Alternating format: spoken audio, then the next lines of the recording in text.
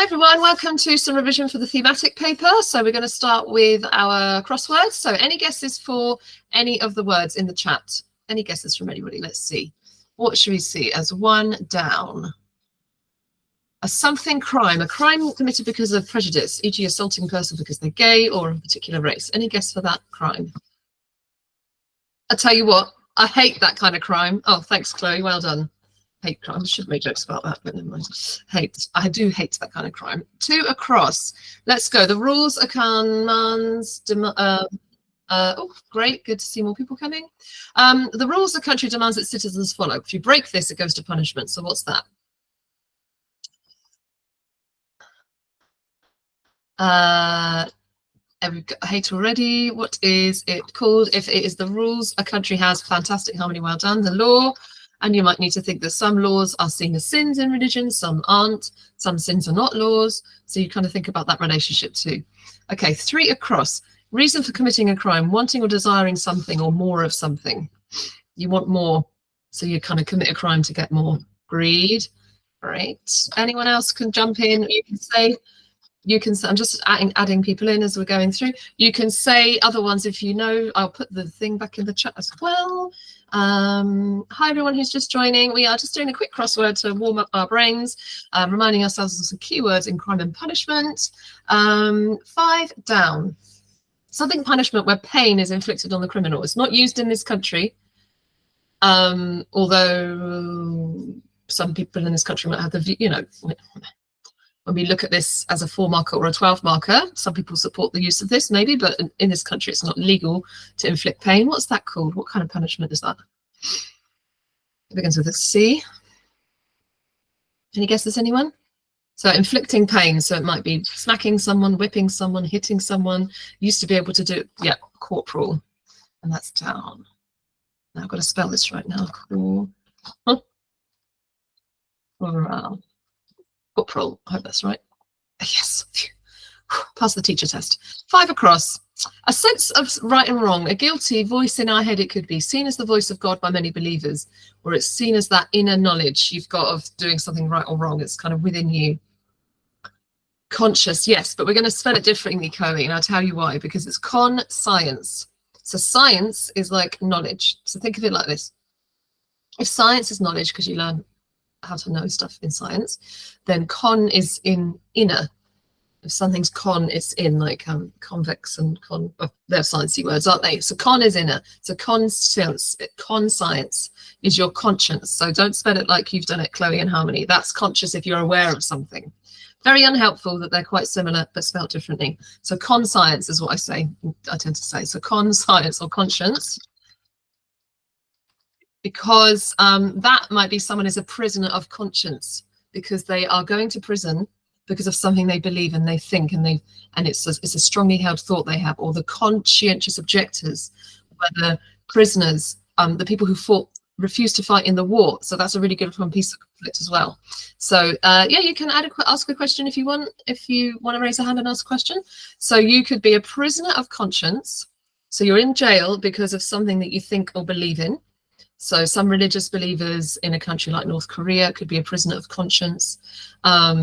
People could argue that, you know, Martin Luther King was a prisoner of conscience when he went to prison for breaking the segregation rules. Rosa Parks, conscience. So it's about something you believe in. But also for peace and conflict, it's really good to know about the conscientious objectors, or the people who refused to fight in the war went to prison. If you remember, they refused to fight in the war, so good one for pacifism, and they went to prison, good one for crime and punishment. Yeah, great. Someone raised a hand, but you can just type a question in the chat. You can add any more words for me here. I'll put it here again. Right, 10. Let's go for 8 across. Aim of punishment: to put a person off doing a crime by the level of the punishment. So this aim is just basically stop the crime happening in the first place. It's not just about like when someone's done something, although it is when someone's done it, but the aim is to stop other people doing it. Does anyone know what that is? Deterrence. Fantastic. I hope you've done these inside out and back to front in class. You've probably covered these as the aims of punishment: deterrence, reform, and retribution.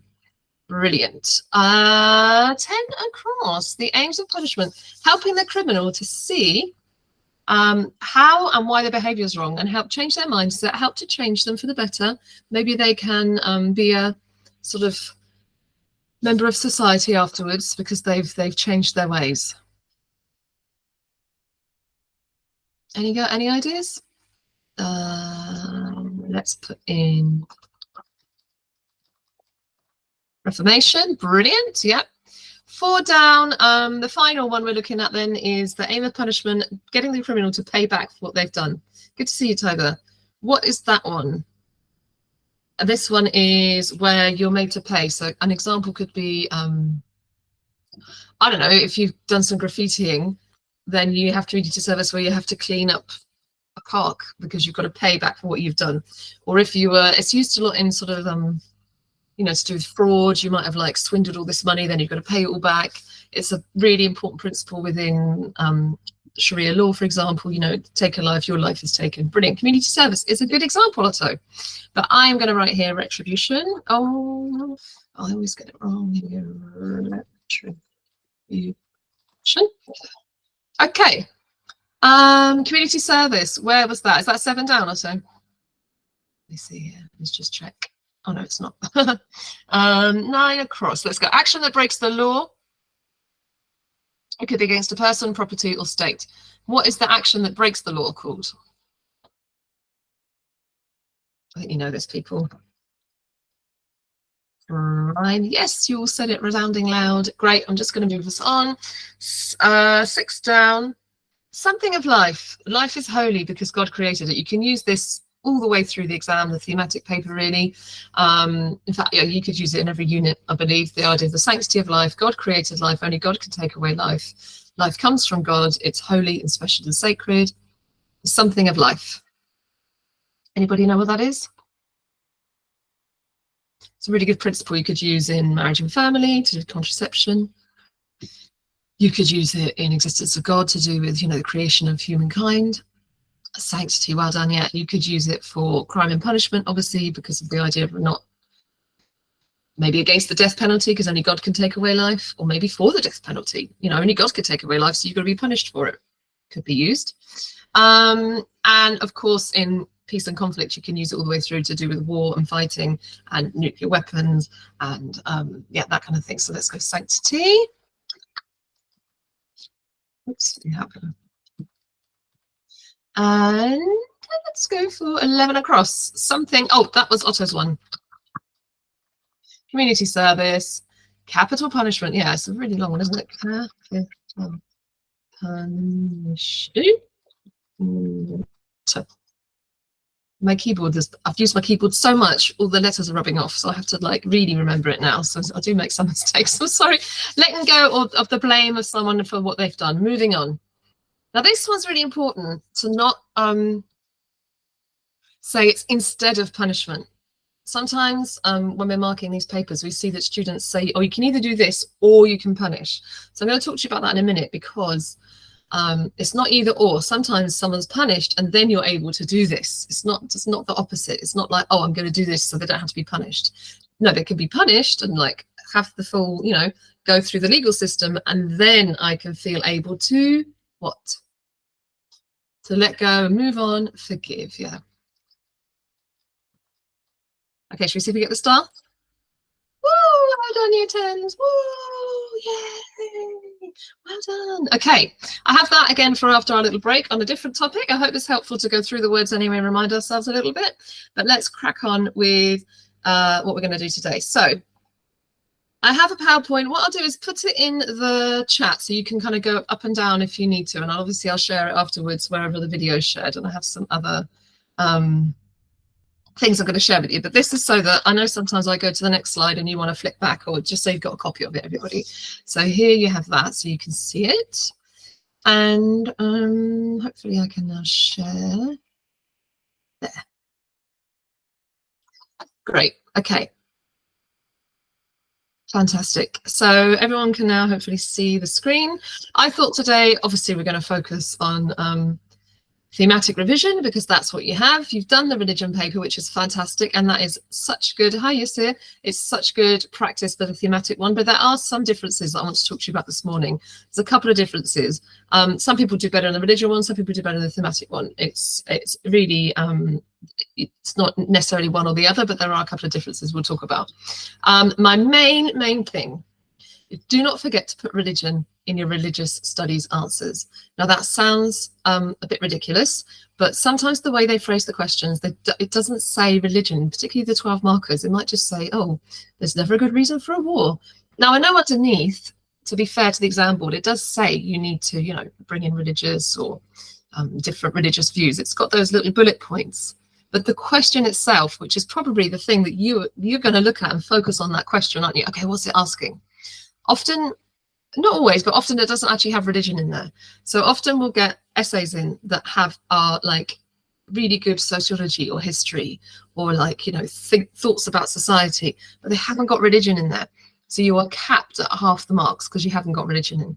So that's my main thing for you today, is do not forget to put religion in your religious studies answers. You're in an RE exam, you had an RE teacher, you've been doing about RE, so bring religion in. Is everyone okay with that? Give me a high five or a hands up if you get that message. My number one message today. That's one of the biggest things, especially if you are the kind of students who are sat here on a Saturday morning revising, or you're watching this video back. You're diligent, you're careful, you're thinking, you're revising, you want to do really, really well. And sometimes I've seen essays that are so good, but there's no religion in there, and it's heartbreaking to not be able to give it, you know, the marks that it needs to get, because you can tell how much they've thought about whatever it is. Okay, so my top tips are: 1 and 2 markers, know your keywords, which is why I start with the keywords, and you can go through them. That I don't focus on too much. I'll just use them. So hopefully you'll get used to the sound of them and how I use them in the different phrases. That you can sit and go through the revision book and just tick off your keywords. Do you know what they are? And what they mean. The 4 markers, which I'm going to talk to you a little bit more about in a minute, is always going to be that kind of contrasting, similar question. It's a little bit different to how the religion paper one is, which we'll talk about in a minute. The 5 markers, you must put where your quote is from in there, and I'm going to look at quotes with you as well. And then your 12 markers, my main thing is don't forget to put religion in there. And we're going to look at some 12 markers later on this morning. I don't really like predicting sort of the future and what might come up, but we are going to look at some that haven't come up for a few years, so it's good to know them just in case. And I've got some lists of all the questions that have been asked pretty much from every year since this started for thematic paper. So another thing you can come away from today is just go through those and have a look and see which ones you think you might want to prepare for, or the ones you feel more confident or less confident with. And we can do a couple together as well. Okay, did you have a question, Otto? Was that just from when I asked you to raise your hand earlier? Yeah, everyone's still with me? So the 4-mark questions in the thematic paper is always explained to, just like the religion one, explained to. So for that, you say, I would structure it. Firstly, write it. This means that. Leave a line and then do the second one. And then this means that. So I use the same sort of structure in that way, but what you have to actually answer on, you have to pay very close attention to what the question says.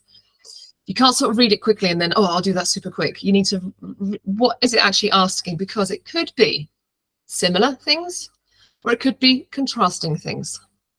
It could be 2 similar views on whatever it is, or it could be 2 contrasting views. So make sure you catch that, because otherwise you're going to lose half the marks if you do a similar one when it should be contrasting.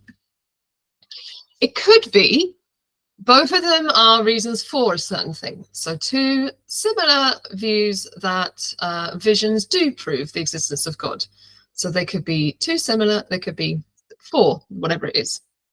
Or they could be against whatever it is. They could be give 2 similar views why, what should we say, a war may not be justified. So you're going to have against. Or it could be contrasting where it's one of each. Does that make sense, everyone? I've said that quite quickly. So it could be similar, it could be contrasting, it could be for the thing, it could be against the thing. Yep, we're all together still, hopefully. Just give a hands up if you're still there. Yeah, brilliant. Okay, fantastic. So The way it's phrased in the thematic paper that you're going to have this week, this week coming, they could be taken, it could be from one religion, or it could say from more than one religion. But because this thematic paper is sat by like everybody, you did the Islam paper this week, the only students who were doing the Islam paper were doing the Islam paper, yeah? But the thematic paper is sat by everybody who's doing this whole GCSE. So they never say Islam, because you could be a student doing Buddhism, Judaism, Hinduism as your other religion. So they will always say another religious tradition or another religion. They won't say Islam, but then you can bring it in. But they may also say the main religious tradition of Great Britain. Have you heard that phrase? Have your teachers said that to you? Who was saying earlier about your lessons preparing you? Hopefully your teachers have said, sometimes it will say the main religious tradition of Great Britain. Have you heard that before, that it might be said like that? Or not? Yes, great. If it says that, then you have to mention Christianity, because it's the exam board's way of checking that you've done what the government want you to know, which is that the main religious tradition of Great Britain is Christianity. So you just have to know that is code for Christianity. One of the sections, Existence of God, you might be asked about non-religious views as well. So you might need to say a non-religious view on visions or problem of evil or creation. You might need to give a non-religious view. So that's the one where you don't always have to have two religious views on things. So nowhere are you specifically asked about Muslim views, but of course, I think there's so many that you can bring in, but you won't be specifically asked. So if you are feeling tight on revision, or maybe you're watching this back and you're someone who is just finding the content quite a lot and you don't know the Muslim views on these things, just make sure you have two different Christian views on every single bit. And then you don't have to bring Islam in, because they're not going to ask for it specifically, although you will get marks for it. But for the thematic paper, as long as you have two different Christian views, you can answer the paper. And sometimes that non-religious view is in there. Okay, any questions about that so far? No, everyone's happy. Okay, I'm going to move on. So the contrasting can be within a religion. So like I said, you could do the whole thing on Christianity and do it on like liberal Christian and fundamentalist Christians. They're quite good to contrast, aren't they, on things like creation, on things like marriage and family. They're quite there's ways they can contrast. So I could, if there's a question on same-sex marriage or homosexual relationships, you could contrast it within Christianity. Liberal Christians, yeah, it's okay. Fundamentalist Christians, no, it's not. There's your contrast within Christianity. Or it could be contrasting between religions, but they could even have the same view. So it could be a question on contraception. Is contraception allowed? You could say, on the one hand, contraception is allowed within liberal Christianity, but in contrast, it's also allowed in Islam, in liberal Islam as well. So you can have it contrasting as in the views or contrasting as in the religions. Great. So my advice for you is, for the 4-marker for the thematic paper, take the time to read it carefully. What are they actually asking you? Have a highlighter or a different colour pen. How many of you take a highlighter into the exam? Or a different colour pen? Have you got a highlighter or just a felt tip, like a pink felt tip, or like a lightly coloured felt tip that you can circle? I would do that to kind of go through the paper as you're reading through, and you circle what it is it's asking you to do. It's asking you to do this view, or that this topic, contrasting or similar, and this religious point. So make sure you can then, and then when you glance back over it, you can see what it is you're supposed to be doing. Read it back over, and always make sure you've got at least one Christian view on the topics, because they could ask for that main religious tradition of Great Britain. So let's have a look at some. I hope that's not too small on your screen. I don't know where you're watching this, but these are just some examples of how they could phrase the 4 markers. And I have put here how I would highlight it in the exam. So it's asking me for, okay, 2 contrasting religious responses on the problem of evil. And there it's got the main religious tradition of Great Britain. Or here, you've got 2 similar religious beliefs. Here it's contrasting. So you can see that they could be asked in different ways, even though they're worth the same marks, worth the 4 marks. Or like here we've got at the bottom, explain 2 similar beliefs about nature as general revelation. In your answer, refer to the main religious tradition of Great Britain, Christianity, and non-religious traditions. So you have to sort of check what it is it's asking you to do. Should we have a look at a couple and see how I've done them and what mistakes I've made? Okay. Explain two contrasting beliefs in contemporary British society about nature as general revelation. And I have another video on general revelation if you're thinking, what is she talking about with general revelation? I've completely forgotten that. We did that ages ago. So that is the idea that we can understand God and have a revelation of God and an understanding of God's nature through looking at the world. So I can look at nature and have an understanding of God through looking at the world, but you can watch videos on that as well. One belief, oh, and I should finish the sentence. In your answer, you should refer to the main religious tradition of Great Britain and one non-religious tradition. So I need to answer two contrasting views that will be different. On nature as general revelation, I must refer to Christianity because it says the main religious tradition of Great Britain and a non-religious view. Okay, let's go. One belief about nature as general revelation is the Christian belief we can learn about God as a creator through studying his creation. So that's what I'm having revealed to me, yeah? The world. There's nothing else that could have made such a beautiful world and intricate creation. Therefore, there must be a creator, God. So I've got 1 mark, 2 marks so far. 1 mark, I've said the point, 2 marks, I've explained it. A similar belief about nature as general revelation is in Islam, that Allah created the universe and humanity that shows us Allah's nature. Allah made humans from a clot of clay, which shows his character as a merciful and great creator. I don't get any more marks. Why not? Someone tell me in the chat. And apologies, my son is just waking up beside us. Why do I only get 2 out of 4 for that? Tell me in the chat.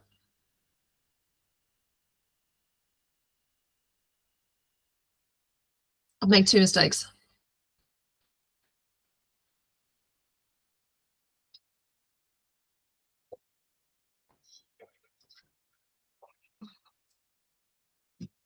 Anyone spot my mistakes in the second paragraph?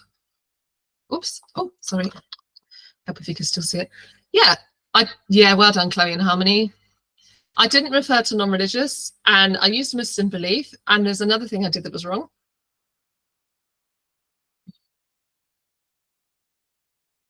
I've started with a similar belief about, and what did it ask me to do? A contrasting belief. So I'm going to actually redo it. Yeah, I'm going to redo the second bit so that we've all got an example of a good one that's got 4 marks. So if you're watching this back or you're looking through the PowerPoint, you can see. So let's see, and let's see if I can time myself to do it super quick. So I'm just going to do that. Everyone can still see that, can't you? Yeah. So now what I need to do is have a contrasting view. So what should I say? So I've said a Christian, one contrasting view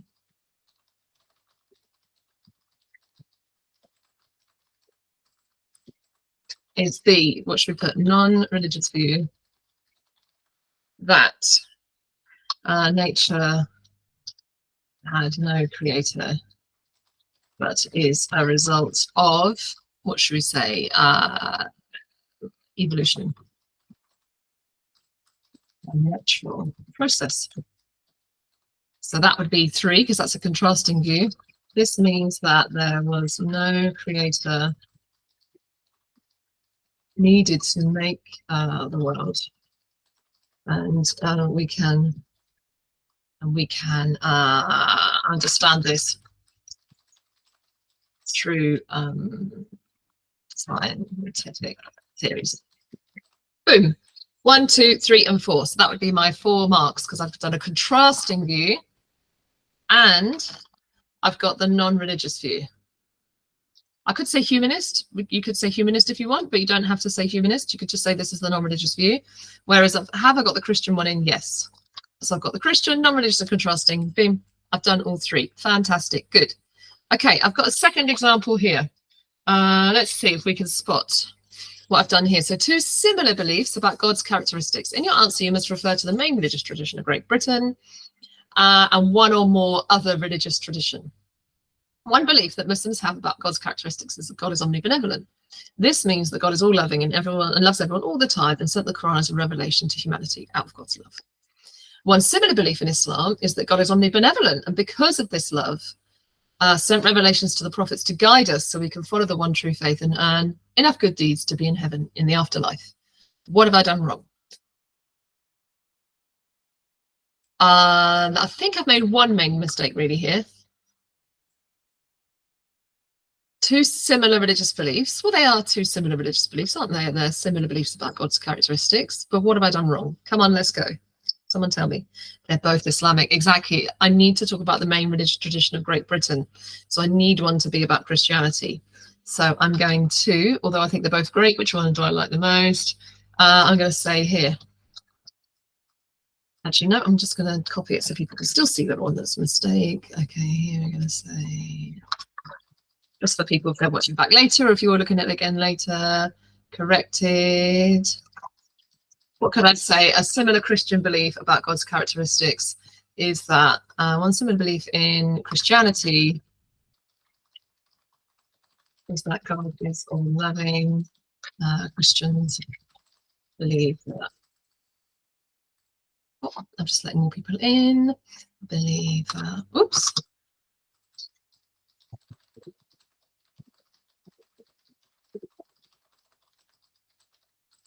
So it's love to save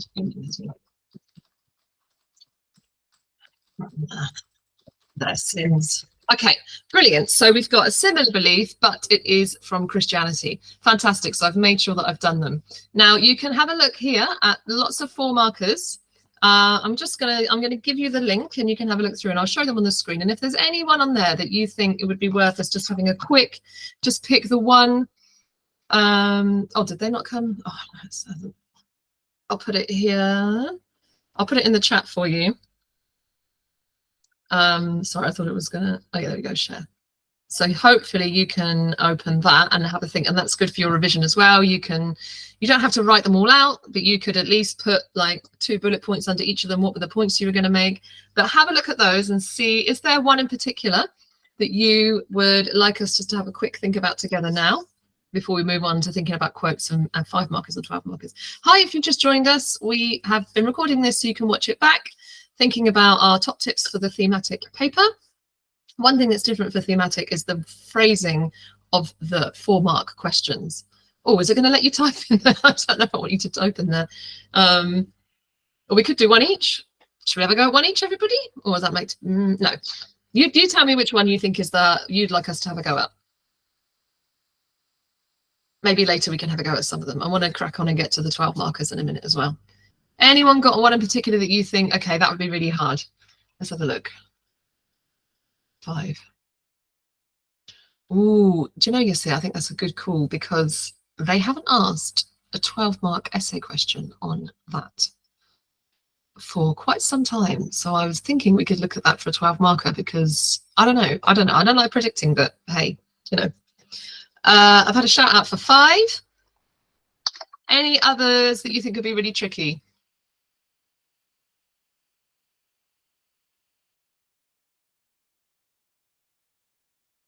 Tell you what, if I do 5 on this sheet, then you can... no, I'll do 5 on the PowerPoint and then people can see it from the sheet. So I'll take 5. 2 contrasting beliefs in British society about weapons of mass destruction. Okay, okay, let's go here. So I'm now going to come back to this PowerPoint. I'm actually going to make it a bit more specific. So I said that's what they do. In your answer,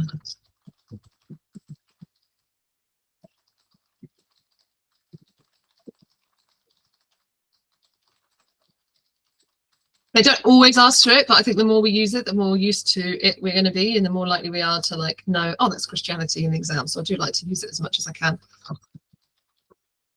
Okay, and I'm going to leave it like that. So 2 contrasting, and I must refer to Christianity. So first of all, I need to do contrasting. So I'm going to, if I'm in the exam, I'm going to highlight that.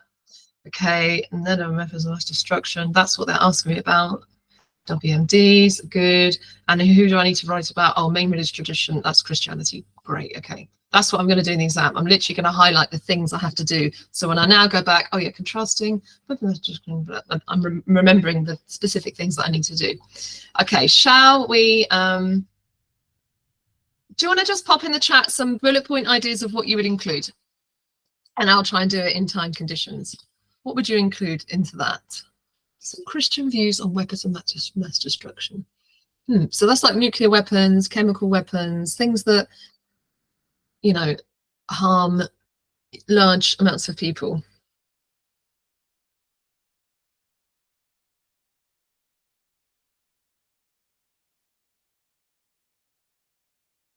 Now, with this, we have to be careful because people in a religion might think things, but the religion itself, there's actually one religious denomination or group that supports having them, not using them, just owning them. Okay, there's one religious group that we can use because in their kind of official declarations of their sort of beliefs, there's one group that has said, okay, they can be owned but not used. Do you know which group that is? It's really important if this comes up in the exam. If you say like these other groups agree with it, then you could be penalized. Really, well, not, you know, you want to be very specific. There's only one group.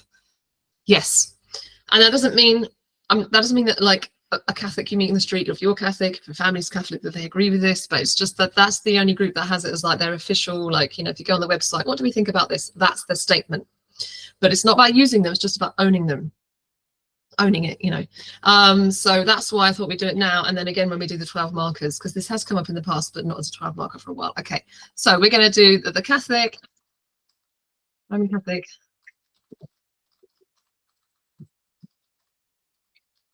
So that pretty much means you can use any other religious group against, because I've said this is the only one that's for. So then, shall we do Islam? Yeah, let's do Islam.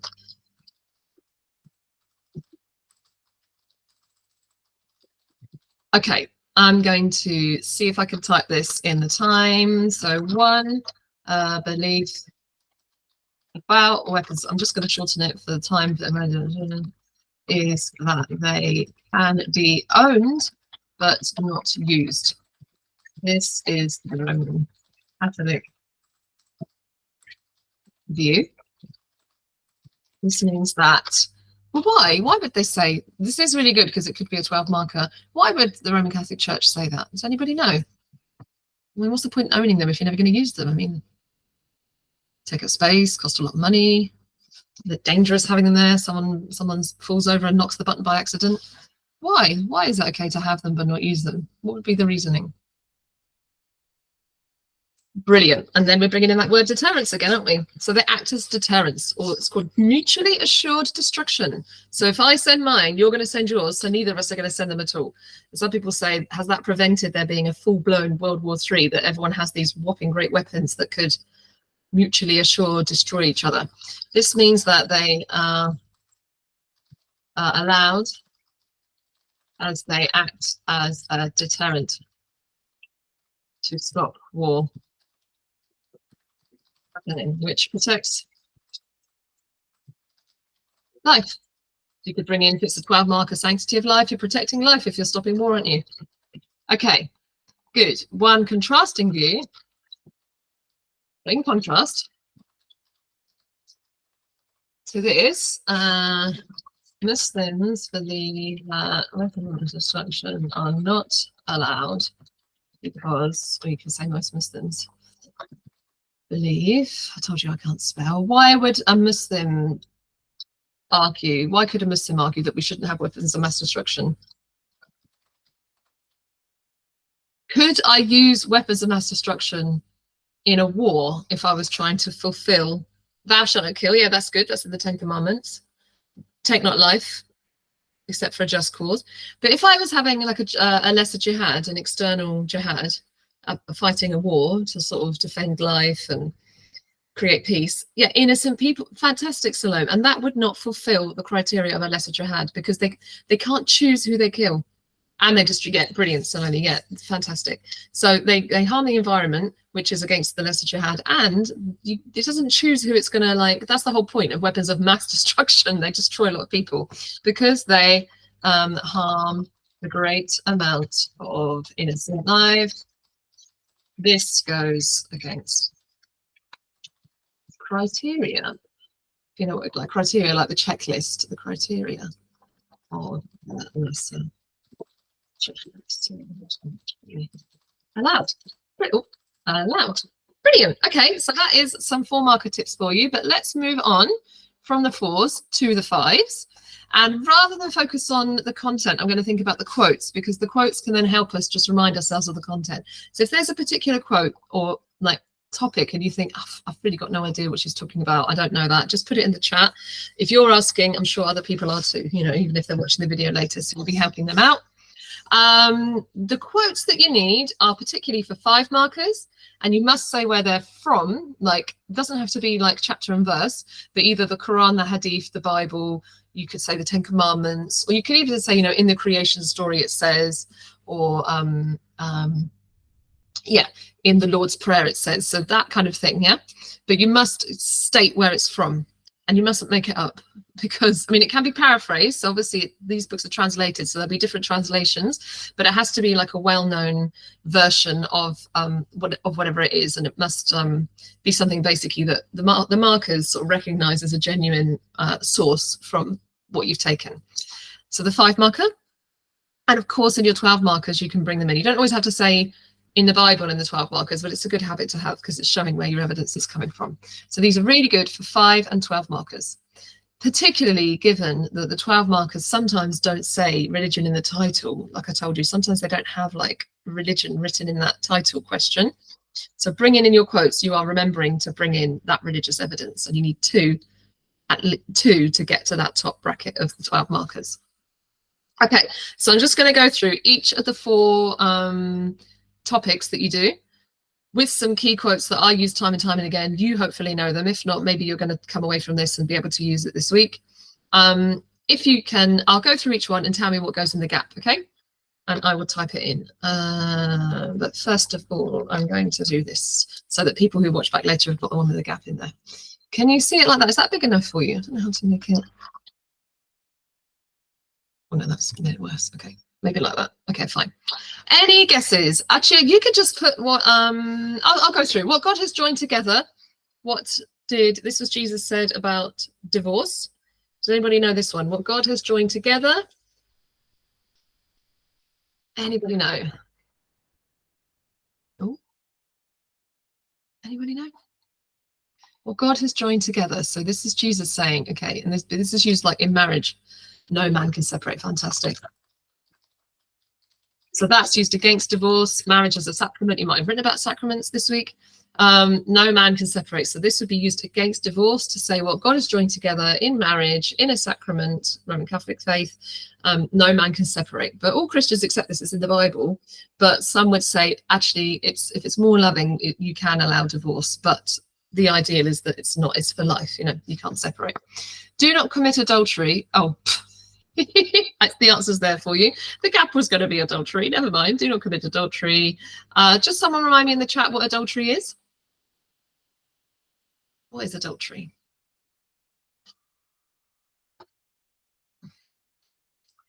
Anybody remember what adultery is? We're getting there. So something like, yeah, it's like cheating, but be careful that you know it is when someone's married and they have sex with somebody else. So it's not if you're just kind of going out or you're just living together and then you're cheating. So it is when someone is married and they have sex with somebody else, because it's going against that marriage vow or that promise made during marriage. So sometimes people make a mistake in the thematic paper that premarital sex is adultery, or they'll say, oh, Christians are against premarital sex because it says do not commit adultery. Well, adultery is if you're married and you have sex with someone else because you're breaking that promise. Premarital sex is before you're married. So yeah, people might say, you know, we're against it, but just be careful that you don't think that that's the same as adultery, because they're 2 different things. Of all the lawful things, divorce is what? This is in the Quran. This is why, this is a great quote. Yes, Harmony, it's a great quote because you can use it in an essay allowing divorce because it's lawful, it's allowed, but also let's try and avoid divorce because it's hated. So it's allowed. It's like, okay, it's allowed because in Islam, marriage is a contract. You don't have that sort of sacrament idea that this is sort of kind of eternal union happening on heaven and earth. In Islam, it's a contract. So contracts can break as well as, you know, it can happen. Things can break apart, and the Quran is quite helpful, I guess, in different ways and different steps in helping this to happen, and saying, well, there needs to be precautions taken, that you're not divorcing someone who's like pregnant, they don't know it, and that might change it, and you've got to support them and have a cooling off period. And it's quite practical in that sense about what to do if people are facing that. So it's allowed, but it's hated. So it's a great quote for 2 uses. It's for this reason, man shall leave his family and what? This is a great quote from the story of Adam and Eve. So a man will leave his family and what? Does anybody know this?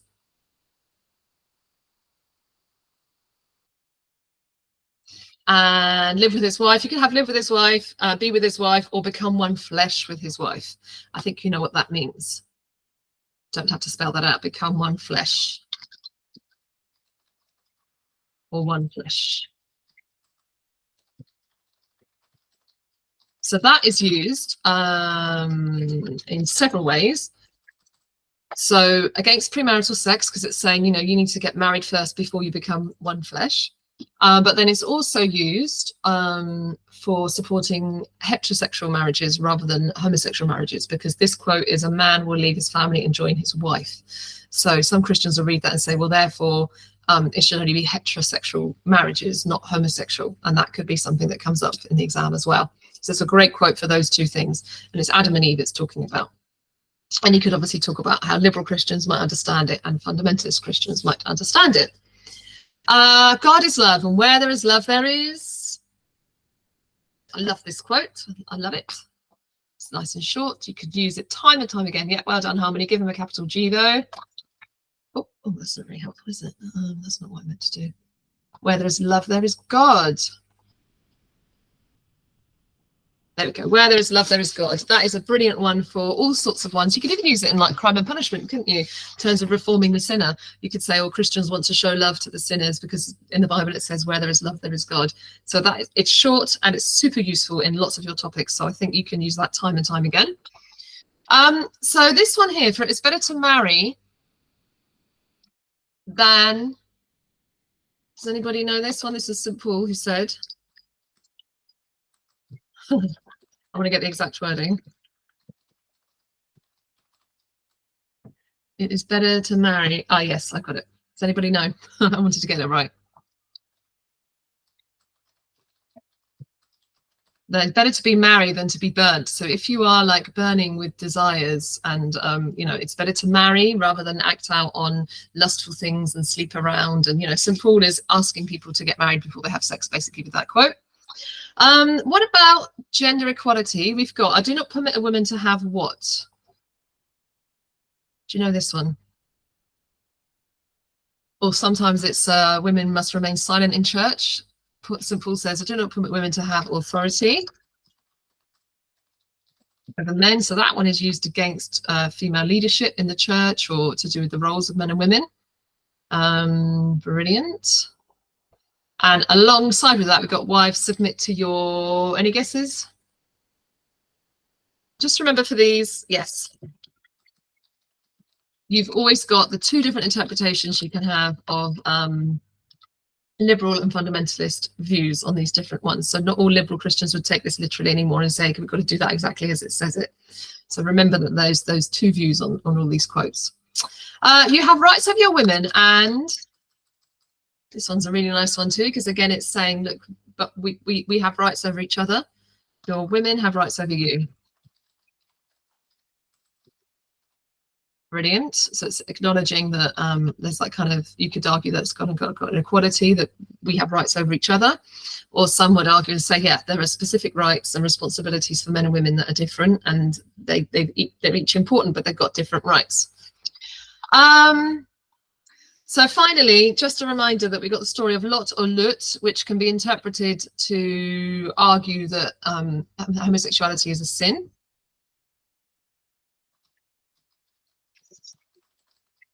But it can also be interpreted that these violent crimes, I'm just going to write violent crime as a sin. You know, the violent sexual crime is a sin that they're doing. So it can be interpreted in 2 ways, the story of Lot and Lut. It can be used either way, and we'll come back to that when we look at some 12 markers after the break. Oh, crikey, we've only done 1 set. What should we do next? What's another topic you haven't done recently, so we don't do all 4 of them because of the time. Do you want to do existence of God, peace and conflict, or crime and punishment? We've talked about crime and punishment this morning already. Take a vote, existence of God or peace and conflict. Which one do you think is more important for you to get some quotes for right now? And then maybe I'll fill it in, and I'll fill in the other ones for you anyway, so you've got a copy of it. Everyone happy with peace and conflict? Yeah? Okay. So I'm going to take this here, but slightly less for this one, because you can use a lot of the crime and punishment quotes and peace and conflict quotes you can use for each other. And your examiner, like, you could use the same quote all the way through.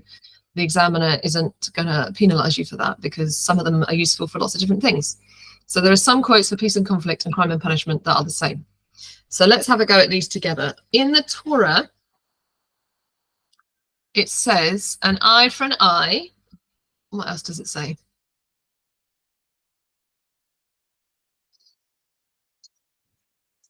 An eye for an eye, a life for a life, tooth for a tooth. Yeah. And that's also in the Quran and the Bible. So you could say it's, you could write in the Bible it says, or in the Quran and the Torah, but obviously if it's asking for a Christian view, put Bible.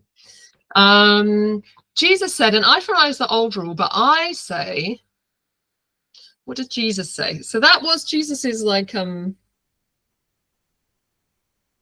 the other cheek. Fantastic. So Jesus was Jewish, so he had the Torah, he had that teaching, you know, eye for an eye, tooth for a tooth. He says, look, that needs to be changed now. That's not the solution. Now I say turn the other cheek. He says, do not resist an evil person. Turn the other cheek. Love your enemies. Pray for those who persecute you. So you can use all those things about this idea of not revenge, of not, oh gosh, I wanted to turn that blue, not do that. Yeah, it's a really good one for not retaliating. Again, that could be quite a good one for crime and punishment as well, couldn't it? And you could even use it to do with marriage and family if you wanted to bring it in and say why people might need to forgive each other in a divorce, possibly. Brilliant. Okay. Jesus said to Peter, something your sword. So this is when Jesus was about to be arrested and he was going to be crucified, and he would have known that because he was omniscient.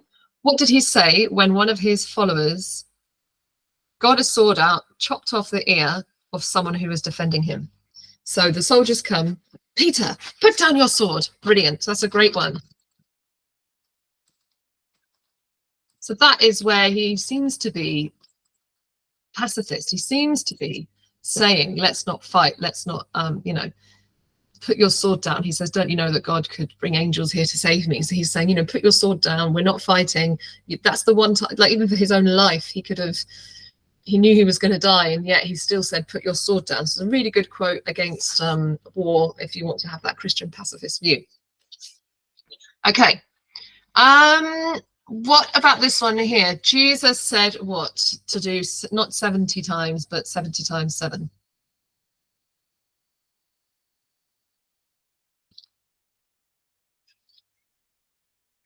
Does anybody know?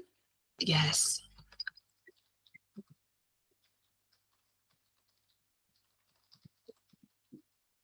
Brilliant. And it doesn't mean that you have to, like, literally keep a tally of every time you've forgiven someone and count it up, but it's like a metaphor for saying, like, just forgive, just keep forgiving, keep forgiving, keep forgiving. And so that again is really good for crime and punishment. But please remember, with crime and punishment, forgiveness doesn't have to be the alternative to punishment. He's not necessarily saying people shouldn't be punished. What he's saying is you should forgive and you should be able to let go. For some people, the person's punished and then you feel able to forgive because that person has paid for what they've done. So it's a really important thing for crime and punishment. I know we were doing peace and conflict though, but yeah. Okay, great. So that's a really good one as well about forgiving. Whoops. Oh, that's completely not helpful. We'll get through these and have a little break. Last one. If you've got one in particular you want to give me a go at, what about who said only light can drive out the darkness? Because you don't only have to use the Bible. You can use people like Pope Francis or Mary speaking to St. Bernadette, or I've got Malala in here as well. We've got Gandhi. So these three here on the side are not from the Bible, but who was a Christian person who broke the law, went to prison, had a dream, gave a speech about, you know, against segregation in America, but was also a pacifist, non-violent action in America in the 1960s. he said only light can drive out the darkness. Who was it? Has the initial MLK.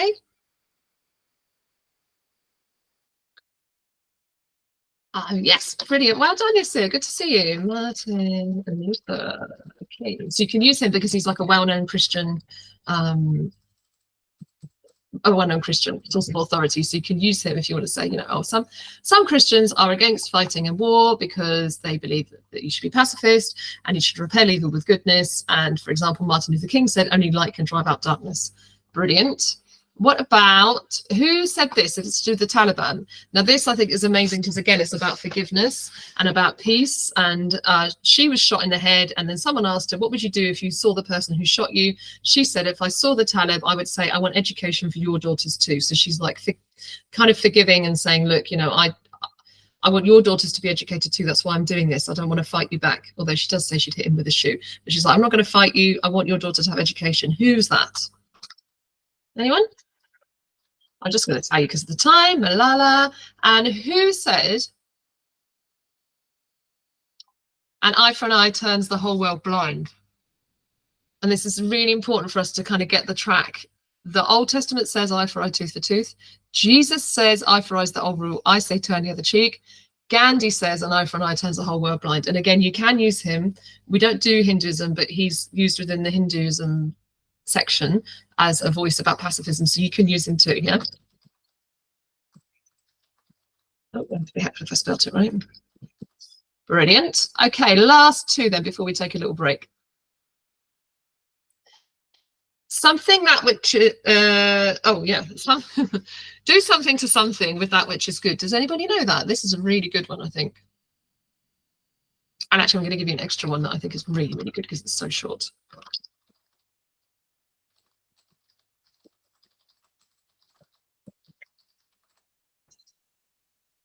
So this one, yes, peace, making peace is better, I think is a really good one because it's really short and you can use it time and time again. You know, oh, forgiveness, well, making peace is better. War, well, making peace is better. Doing something to a criminal, well, making peace is better. It's a really, I just think it's really short and really good. I really love it. And similarly, we have here, repel that which is evil with that which is good.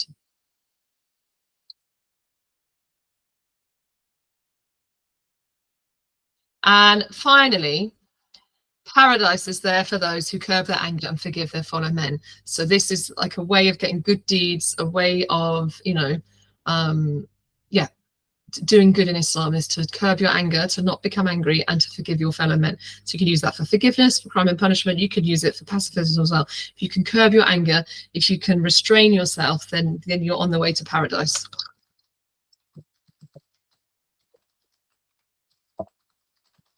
Oh my goodness, those who curb their anger. So it's like, you know, a curb on a road is when it's like held back and then you're walking on the pavement, the curb's here. So if you curb your anger, so you're holding your anger back, you're not like acting out on your anger. So it's really good for peace and conflict.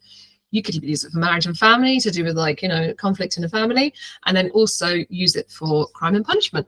Brilliant. Okay. So I've got two other sets of keywords. Maybe we can have a super quick look. I've got crime and punishment here. Like I say, lots of those are going to be similar. Maybe you can have a think about those. And then I've got existence of God as well. I wonder if maybe we'll just do, let's just do a little bit of existence of God because it's so different to peace and conflict, isn't it? Let's just the last 2 minutes before we take a break. Anyone just want to take a guess at any of them, or shall I read through them again with us? Maybe we'll start with this after a break. Yeah, okay. What I'm going to do is actually, I've realised it's only 2 minutes to. We're going to take a break now and come back at 10:10. Yeah, we'll come back at 10:10 and start with a couple of those quotes and then crack on to thinking about 12 markers. Is that okay with everyone? Give me a high five. Back at 10:10. Brilliant. Okay, I'll see you soon. I'll be here, but I'll just turn my camera and my thing off. Okay.